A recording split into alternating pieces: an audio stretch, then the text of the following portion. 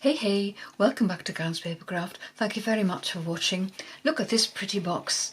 It's a full flat box and the size is 4.5 by 3 inches by 1.25 inches. That is 11.5, 7.6 and 3.2 centimeters. And you could make a stash of these and store them flat, and they will take up very little room in your craft space, and then when you're ready to give them to somebody, they're already made.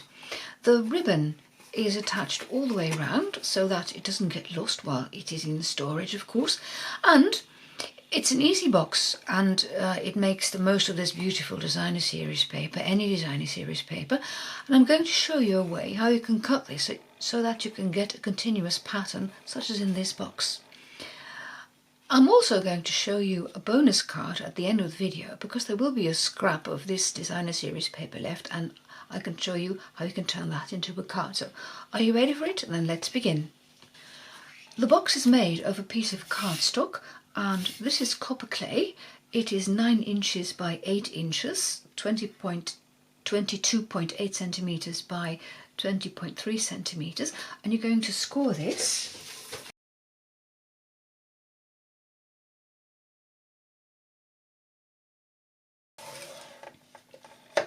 with the long side top. I've scored it at 1/2 inch, at 3.5 inches, 4.75 inches and 7.75 inches. Then a quarter turn, and you continue scoring.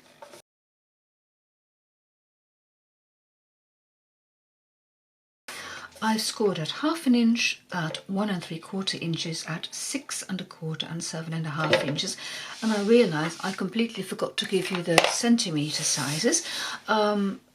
If I've confused you, it's all on my blog, but I'll give you the centimetres. So with a 9-inch side top, so that is the 22.8 centimetre side top, I've scored at 1.2, 4.4, 15.9 and 19.1 centimetres.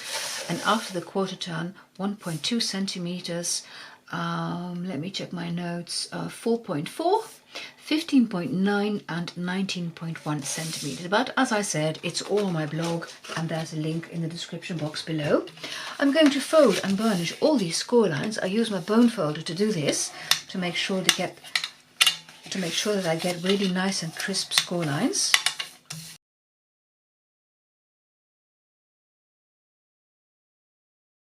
A skinny line top and a skinny line towards the left. That is the top of the box. This is the bottom, and I'm going to start at the bottom by cutting up those score lines as far as the second score line. Here you can wedge, because that is going to be the glue flap, and I'm going to have to remove some parts. First of all, I'm going to remove this bit, so I fold back these two flaps, and then I align my scissors with the cardstock and then cut along the score line up to there.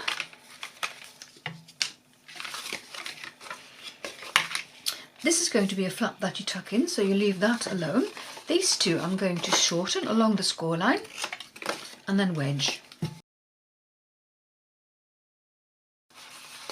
So this is what the bottom looks like now. And I'm going to repeat that at the other end. So I'll start by cutting up the score lines.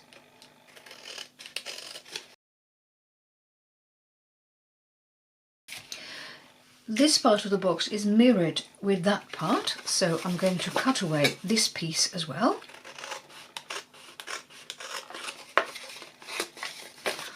Shorten these two flaps and wedge them.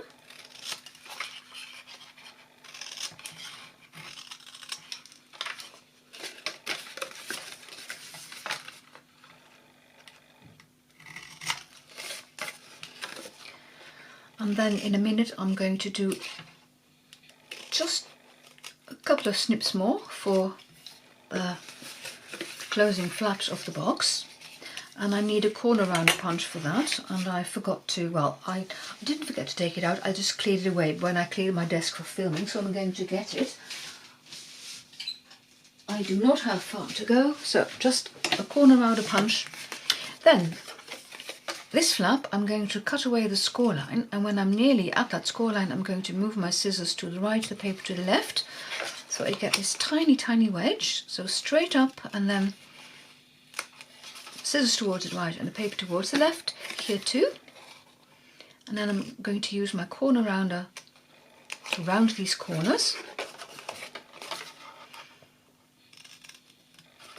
By using this method you get a really neat top to the box, a flap to tuck in, and it's not too wide. So I'm using a corner rounder punch to round all these corners. If you don't have a corner rounder punch, which is of course possible, you can always just wedge those flaps. I should have 4 of these things. Well, there's 3, there may be one stuck in the punch. Never mind. Let me get rid of these. Oops, there goes my rubbish bin. You could also wedge them, but I find the rounded corners look nicer. But what you can do if you don't have a corner rounder, you just wedge those things. Okay, then I'm going to put a piece of tear and tape on, just in readiness for later on. There's only one piece of tear and tape necessary, and I'll continue by showing you how you can cut the designer series paper and cut it in such a way that you get a continuous pattern all around the box. So I'll make sure this is adhered well. Okay, this is going to be the front of my box, so I'll start here, and I'm going to put my box over there and show you. I'm still sort of in view of the camera. Yeah, the designer series paper. You need a piece which is 4 1/4 inches wide, and then you can cut it down all the way to the 30.5 centimeters. 4 1/4 inches is, let me check my notes, 10.9 centimeters. Am I getting this right? Yes, 10.9 centimeters. Okay, so you cut this, and now I'm going to do the cutting in a certain order. I'm first going to cut a piece which is 2 3/4 inches, and I'm putting that on the box because I'm cutting them in the order I want to stick them onto the box. Then a 1 inch piece,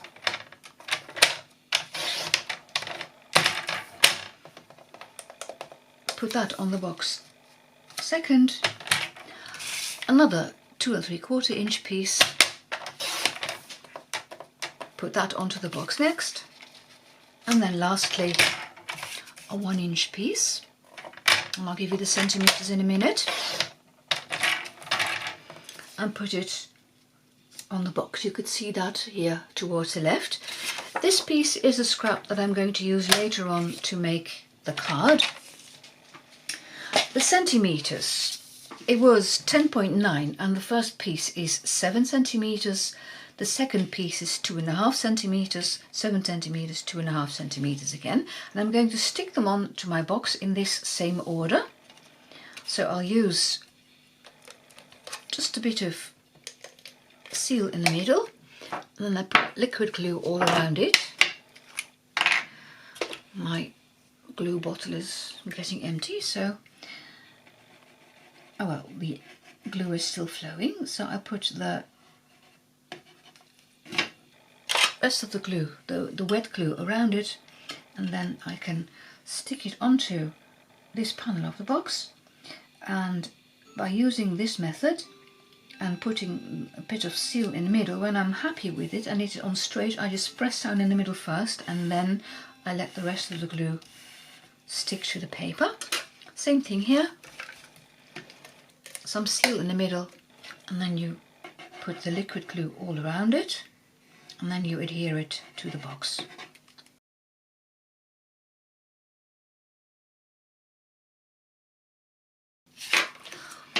By using this method with just some really sticky glue in the middle and then the liquid glue around it, this allows the piece of paper to float around for a couple of seconds. So it helps you position it where you want it. And I'm using tweezers so that I don't get my fingers in the way. See, it still moves around, and I can position it where I want it, equally distanced from all the edges.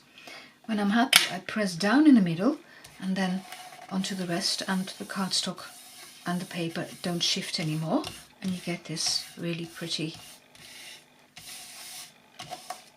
paper. Then you see it's one continuous pattern. So when you stick the box together, and I'll show you how you can do this, you remember I adhered the tear and tape first, so I'm going to remove the backing paper, then fold this half over, and the box is already put together, and then you can slide in the two flaps. This should have been cut just a bit more deeply. Sometimes this happens. I'm taking smaller scissors now, so I'm going to give it a really tiny snip. So you try very carefully if it will slide in or not. And now it does, you see. Here too, let me try. Yes, okay. Then I'm going to show you how you can attach the ribbon all the way around. For that, I open the box again and fold it flat. And where there are no flaps, that's the front. And I'm going to draw a line to help me. Now this little ruler happens to be 1 inch, so I'm going to stick my ribbon about 1 inch from the left of the box. So I'm going to use some pencil markings to help me put the tear and tape on, and to put the ribbon on the tear and tape. So very lightly, don't make the lines too fat, because then you will see them through the ribbon. The ribbon is kind of see-through, you see. So be careful there. Okay, so this was the front of the box. I'm going to start with my tear and tape, about 1 inch from the top, and where I put the pencil marks, I put the tear and tape, and the pencil marks help guide me. Turn it over again, and then roughly where I left off, you end with a tear and tape, and you can tear it off or even cut it off if you prefer. Again, with my bone folder, I'm going to make sure that it adheres well.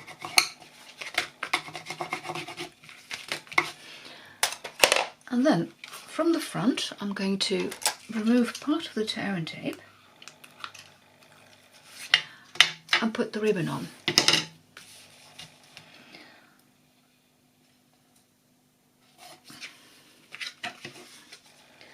Make sure your ribbon goes on straight so that it's not crooked. And again, I'm using my pencil markings to get it on straight. The final part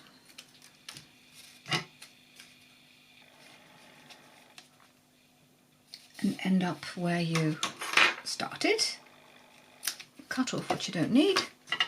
And I'm going to make a bow.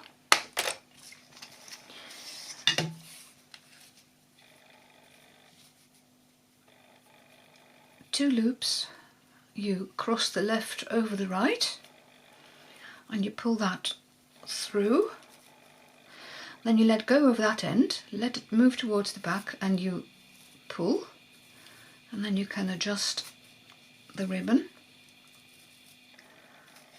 Do this a couple of times until you feel it's not too small, not too big.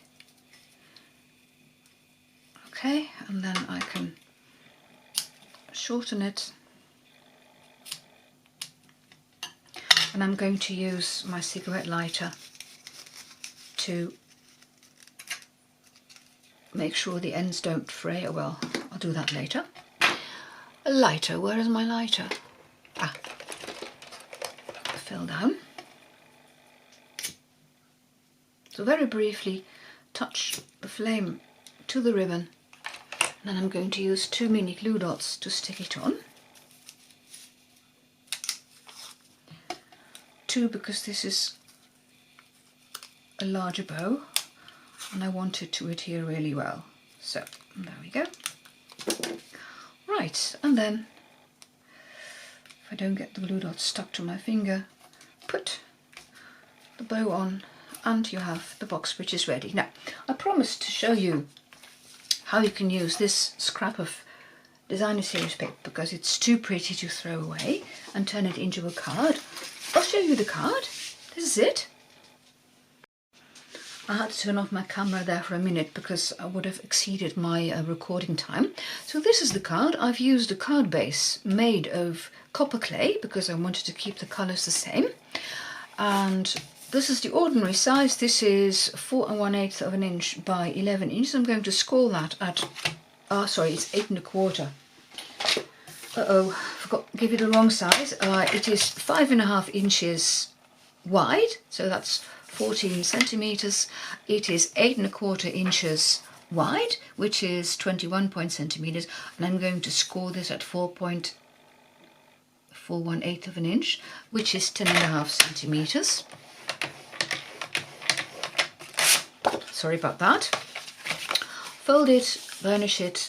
I'm going to use the Tune In stamp set and the die for the centre of the television and the happy birthday to make the sentiment. But first I'm going to show you how you can cut down this piece of designer series paper. What you had left, you're going to shorten that to 3 inches. And then this piece, you're also going to cut down to 3 inches. Now this is all the scrap you have left. And you're going to stick these two onto the card. Later on, first I'm going to do some stamping. I need a block. I had a block, yes. And I'm going to use Mossy Meadow ink. And the sentiment is Happy Birthday.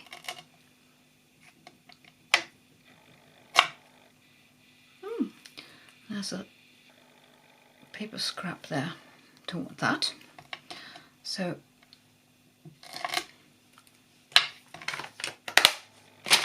Mossy Meadow ink. Did I say that? Yes, I think I already told you.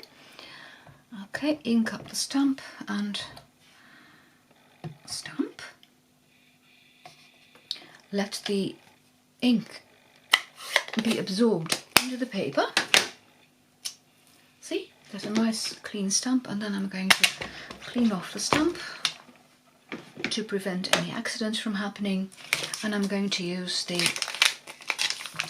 die, which is the inner of the TV, and I'm going to position that, stick it down, and then run it through my die cut machine.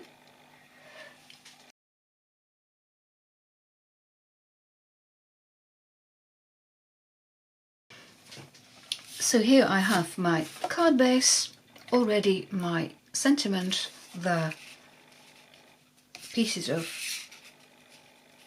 paper, and I'm going to position them, and for this one I'm going to use a pencil to mark the corner, the angle at which I want it to be adhered, and the same method, seal, etc. You see, I can put it on that pencil marking so that I get the angle correct, and then attach this, and I'm going to attach the sentiment in a minute using dimensionals. It adds just a bit more interest to the card because it will be elevated then. So I'm looking for an angle which looks good, roughly this. Yep. Let me get my dimensionals. Just 2 will do. It's not a really big piece of paper, so 2 will work fine. And then remove the backing and stick it onto the card, not the glass mat, Karen. Okay, somewhere in the corner towards the right. There we go. And you have a pretty card and a pretty box. Now let me know what you think of my card and my box, and also let me know, are you like me and do you keep a stash of gift box is ready. Do you like the fold flat idea? Well, that's it for today. Thank you very much for watching. I'll see you soon. Bye bye.